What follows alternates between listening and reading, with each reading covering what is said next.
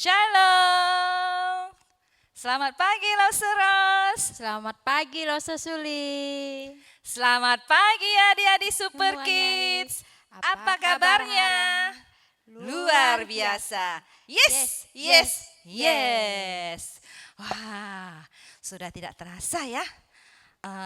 Kita melewati Imlek 1 minggu lebih dah.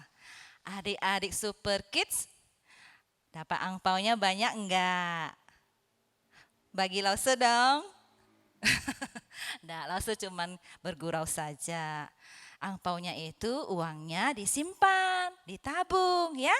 Nah, senang ya dapat angpaunya banyak? Pasti senang dong ya. Oke. Pasti juga sudah tidak sabar lagi untuk bersama-sama beribadah secara online dengan Lause Suli dan Lause Ros.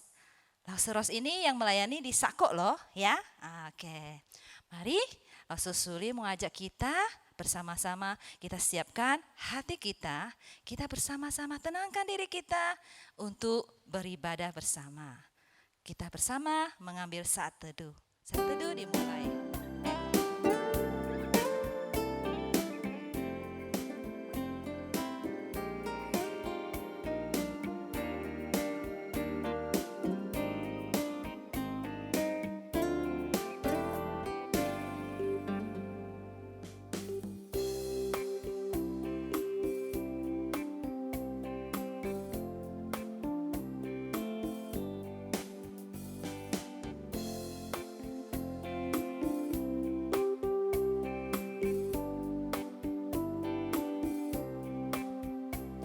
Amin. Gimana kabarnya? Pasti luar biasa kan? Tadi sudah dibilang. Begitu juga Lause Suli, Lause Ros juga luar biasa. Lause mau ngajak kita bersama-sama, kita angkat satu pujian. Halo, halo, hello, hello, hola, hola. Ya semangat ya, kita sama-sama nyanyikan lagu ini.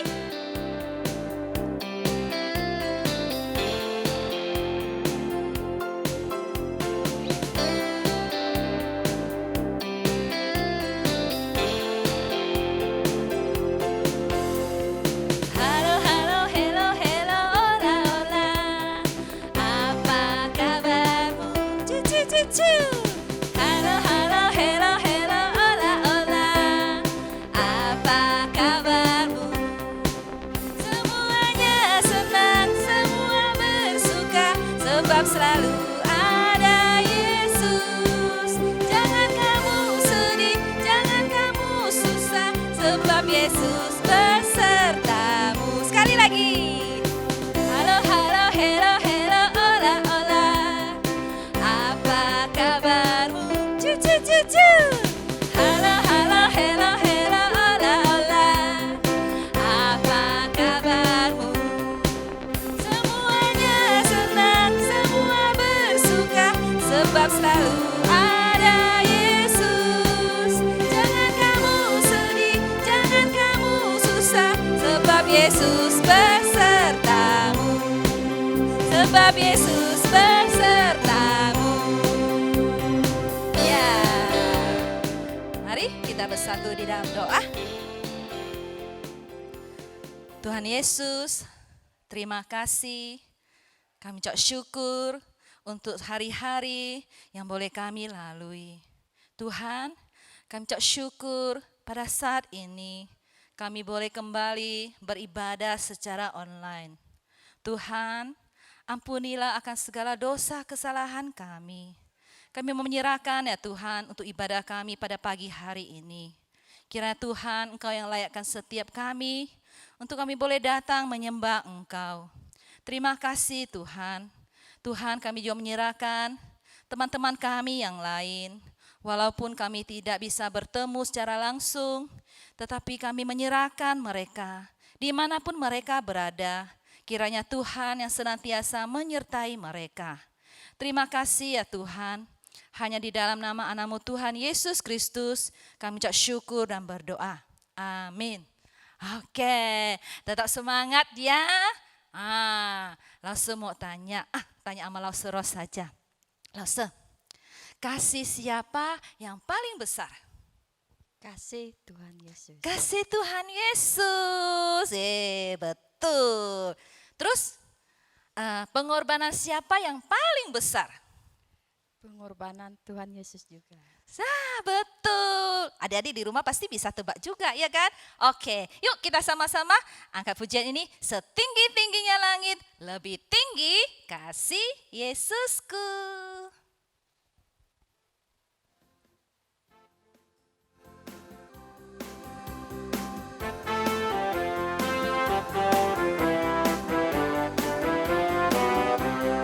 Yuk, setinggi-tingginya langit, lebih tinggi kasih Yesusku.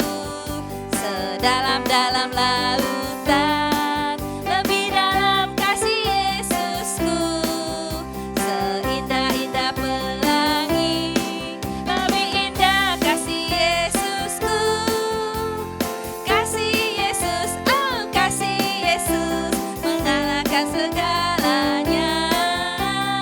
Kasih Yesus, oh kasih Yesus, mengalahkan segalanya. Ayo adik-adik lebih semangat lagi ya.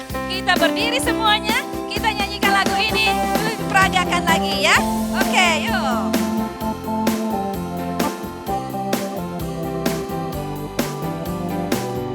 Mulai. Setinggi-tingginya langit, cincin, lebih tinggi kasih Yesusku. Sedalam-dalam lautan, lebih dalam kasih Yesusku. Seindah-indah pelangi, lebih indah kasih Yesusku. Kasih Yesus, oh kasih Yesus, mengalahkan segalanya. Kasih Yesus, oh kasih Yesus, mengalahkan segalanya. Nah, betul kan? Lause Ros bilang, kasih Yesus, kasih yang paling besar. Ya, oke silakan duduk semuanya. Wah, Lause sudah panas Lause Ros. Sudah nggak sabar nih adik-adik pas ini. Oke ya, kita mau bersama-sama, kita mau dengarkan cerita firman Tuhan. Kita siapkan hati kita angkat pujian, berbahagialah.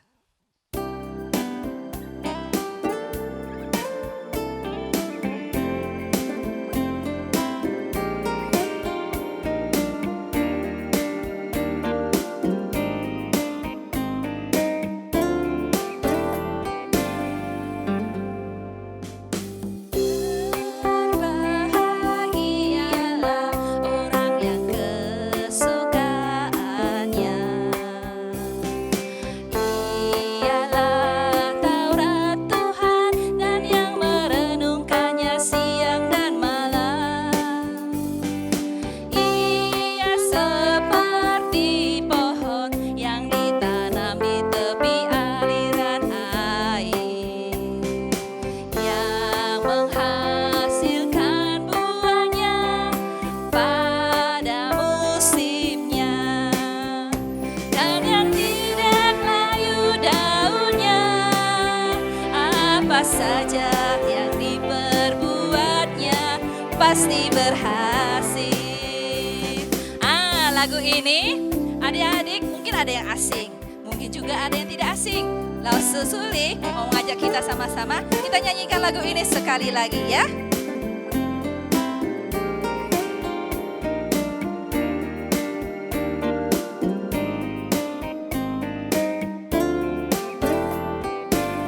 Berbahagialah. Berbahagialah orang yang kesukaannya. Apa? Ialah Taurat Tuhan dan merenungkannya siang dan malam.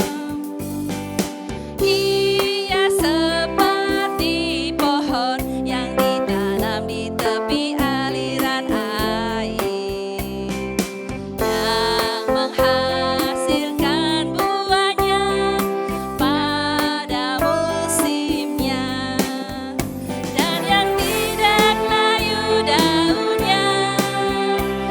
Apa saja yang diperbuatnya pasti berhasil. bersama-sama kita berdoa. Kita mau mendengarkan cerita firman Tuhan. Tuhan Yesus, terima kasih untuk kesempatan yang Kau berikan kepada kami. Tuhan, pada saat ini kami mau mendengarkan cerita firman Tuhan. Kami mau mendengarkan tentang perbuatan-perbuatan ajaib yang Tuhan lakukan. Tuhan, berikanlah kami hikmat untuk kami boleh mengerti akan apa yang Tuhan mau kami dengar dan apa yang kami boleh lakukan. Tuhan, urapilah Lause yang akan bercerita, biarlah Tuhan Engkau yang mampukan. Terima kasih ya Bapa, kami serahkan waktu saat ini hanya ke dalam tangan kuasa-Mu. Hanya di dalam nama anak-Mu Tuhan Yesus, kami ucap syukur dan berdoa. Amin.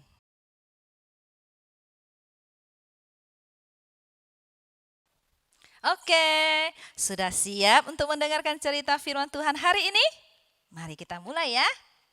Kira-kira pada zaman itu pemerintahan Raja Herodes mulai melakukan kekerasan terhadap jemaat. Yang dilakukannya itu dia menyuruh orang untuk membunuh Yakobus, yaitu saudara Yohanes, dengan pedang. Tidak hanya itu ya, untuk menyenangkan hati bangsa Yahudi, dia melakukannya lebih lagi, yaitu dia menangkap Petrus. Ya, Petrus pun ditangkapnya, dimasukkan ke dalam penjara. Di dalam penjara itu, Petrus dikawal sangat ketat loh. Dia dikawal oleh 4 regu. Dan masing-masing regu itu juga ada beberapa prajuritnya. Adik-adik tahu nggak apa tujuannya? Kenapa Raja Herodes itu menangkap Petrus? Nah, begini.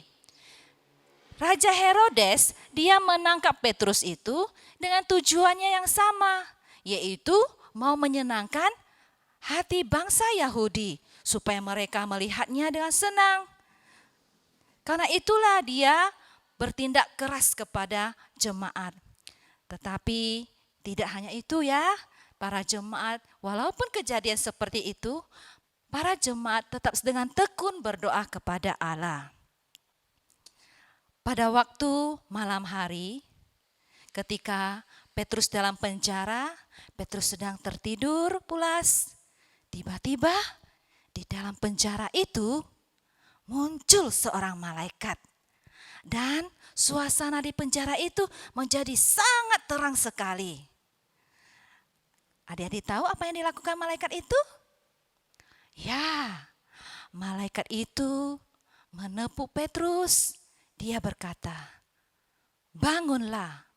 Wow, Petrus langsung bangun. Pada saat Petrus bangun, adik-adik tahu enggak? Petrus itu waktu dalam penjara, tangannya itu terbelenggu sama rantai. Dan rantai ini disambungkan ke tangan prajurit yang dekat dengan Petrus juga loh ya. Tiba-tiba rantai itu lepas. Lalu malaikat itu berkata, ikatlah pinggangmu, pakailah sepatumu. Wow, Petrus pun melakukan apa yang disuruh oleh malaikat itu. Kenakanlah jubahmu, ikutlah aku. Petrus pun melakukannya. Karena Petrus mengira ini seperti mimpi. Jadi Petrus nggak tahu loh ya, nggak sadar bahwa itu benar-benar terjadi. Nah, Petrus pun mengikuti malaikat itu berjalan. Dia berjalan keluar. Tahu nggak? Para prajurit itu yang menjaga itu dia nggak tidur loh. Tapi anehnya para prajurit itu tidak melihat loh. Tidak tahu bahwa Petrus sedang berjalan keluar. Dia berjalan mengikuti malaikat.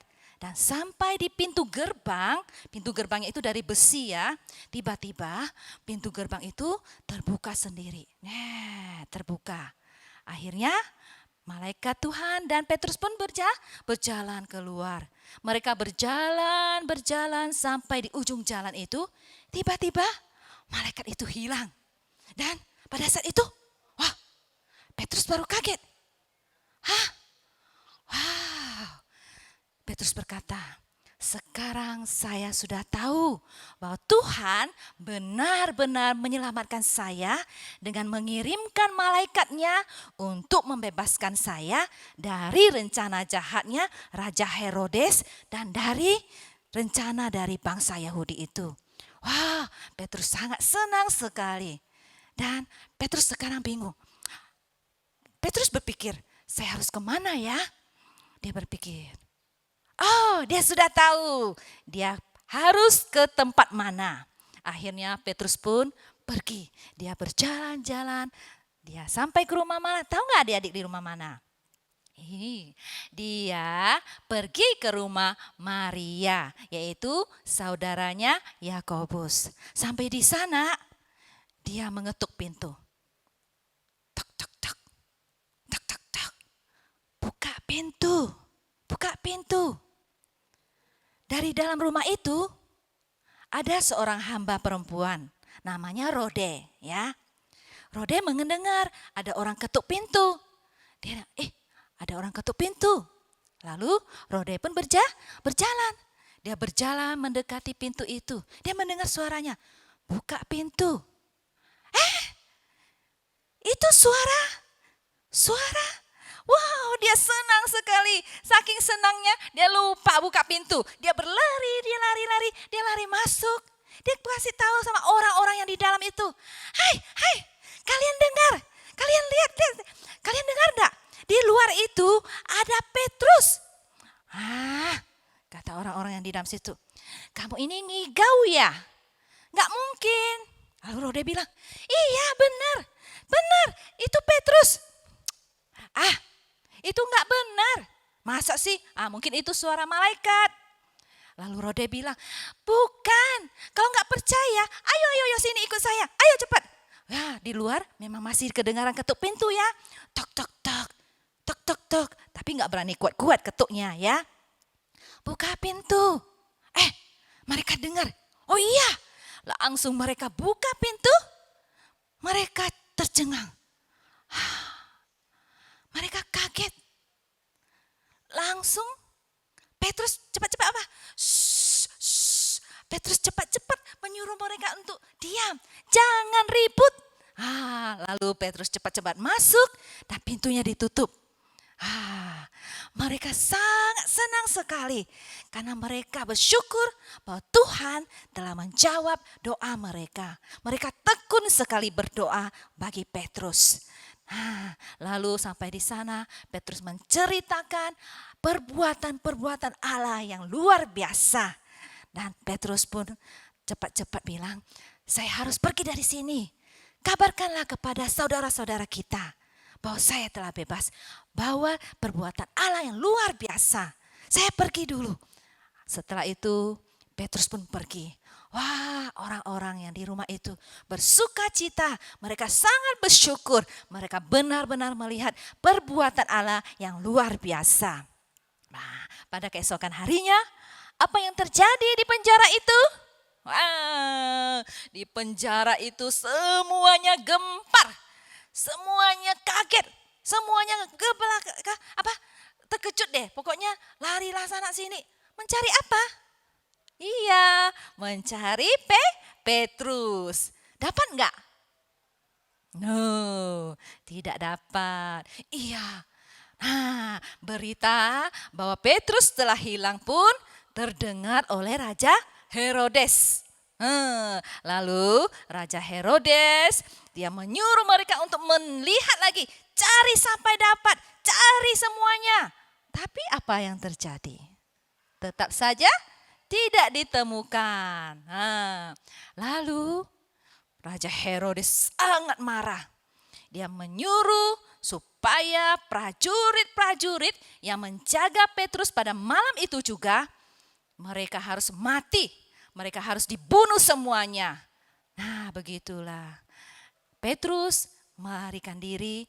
Petrus pergi ke Kaisarea. Begitulah adik-adik. Kita harus tetap tekun berdoa. Kita harus tetap percaya pada Tuhan Yesus. Bahwa Dia senantiasa mendengarkan doa kita. Kita harus menaati firman-Nya. Dengan begitu kita adalah umatnya yang berbahagia. Langsung ada ayat masnya, ada di kitab Roma pasal 12 ayat 12. Kitab Roma itu ada di Perjanjian Baru, ya. Perjanjian Baru. Kita langsung ulangi. Roma pasal 12 ayat yang ke-12. Kita bacakan sama-sama ya. Bersukacitalah dalam pengharapan, sabarlah dalam kesesakan, dan bertekunlah dalam doa. Ya, adik-adik tetap tekun berdoa ya. Adik-adik bisa berdoakan apa saja. Walaupun adik-adik merasa, Lause, saya enggak pandai bicara, saya enggak pandai berdoa, Lause. Tidak apa-apa. Karena Tuhan kita, Tuhan yang mengerti, Tuhan yang tahu apa yang mau adik-adik sampaikan. Adik-adik hanya cukup dengan datang, dengan sikap berdoa, memanggil namanya, dan berseru padanya. Katakan apa yang adik-adik inginkan. Dan Tuhan akan menjawab sesuai dengan kehendaknya, sesuai dengan waktunya. Karena rencana Tuhan, rencananya indah dan yang terbaik. Ya, oke. Mari kita bersatu di dalam doa.